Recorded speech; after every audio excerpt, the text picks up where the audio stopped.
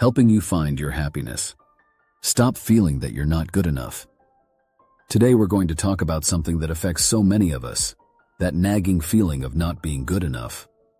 It's a common experience, but that doesn't make it any less challenging to deal with.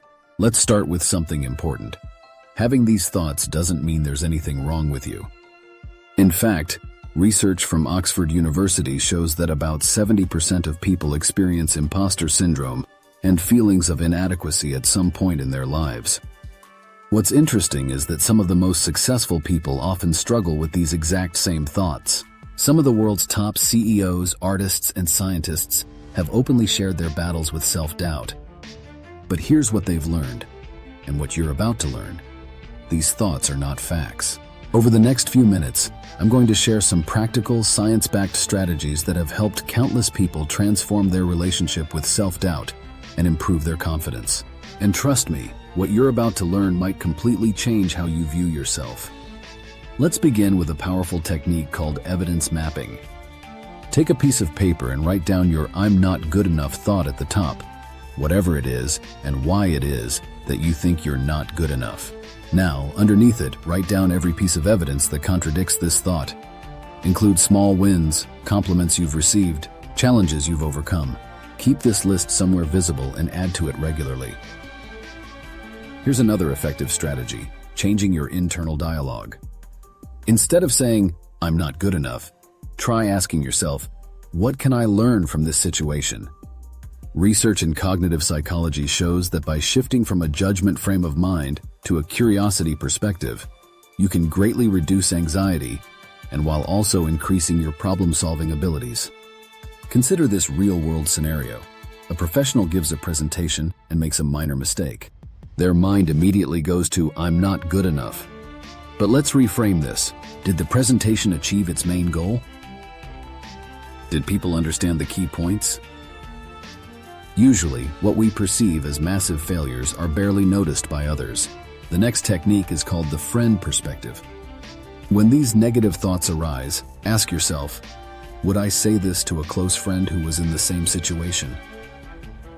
The answer is almost always no. Study after study shows we're typically much harsher on ourselves than we are on others. Practice extending the same kindness to yourself that you so naturally give to others. And for our next technique, we have a powerful exercise. Start a success journal. For some ideas on journaling, check out our video, The Power of Journaling. Can it change your life? A link is in the description below. Each day, make a list of 3 things you feel you did well. They don't have to be huge achievements.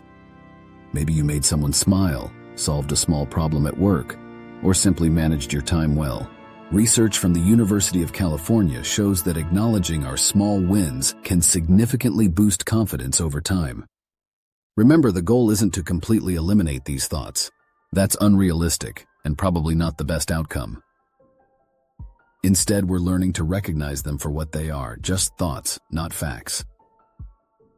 A study published in the Journal of Personality and Social Psychology found that people who learn to observe their thoughts without attaching to them showed significant improvements in self-esteem. One particularly effective strategy that's worth mentioning comes from recent research in neuroscience. Scientists have found that practicing self-compassion actually changes our brain chemistry. When we actively replace self-criticism with self-kindness, our bodies produce less cortisol, the stress hormone, and more oxytocin, which is associated with feelings of security and well-being. Try this simple practice. Each time you catch yourself in a moment of self-doubt, place your hand on your heart, take a deep breath, and speak to yourself with the gentle tone you'd use with a dear friend. This physical gesture, combined with kind self-talk, can interrupt the cycle of negative thoughts and create a moment of genuine self-compassion. Put these strategies into practice. Start with the one that resonates most with you, whether it's the evidence mapping technique, changing your internal dialogue, self-kindness, or the success journal technique. Find the one that you believe might be most effective. Try it for a week and notice how your relationship with these thoughts begins to shift. You might hit some bumps along the way, and that's completely normal. Growth isn't linear. What matters is that you're taking steps to build a healthier relationship with yourself. Before we wrap up, remember this. Your worth isn't determined by your achievements, your mistakes, or what others think of you. You are enough, exactly as you are, while still having the capacity to grow and evolve. If you enjoyed this video, please give it a thumbs up. Also, share it with your friends so we can bring you more ideas. For more videos like this to help elevate your happiness, hit the subscribe button and click on the notification bell so you get notified of our next post. Thanks for watching.